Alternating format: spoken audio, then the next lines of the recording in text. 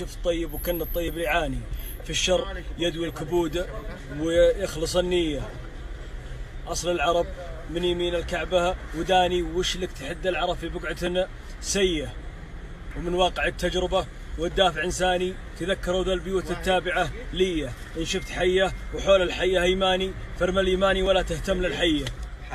قلت ارحب برد شاعر يماني، يلي براسك مقرمة شباب النسواني. أصل العرب هي اليماني، ما هيش من تصورت الفي ويعاني. اليمن أصل العرب سنة تروح سنة تجاني، وقرأ حتى بالكتب وفسر المعاني.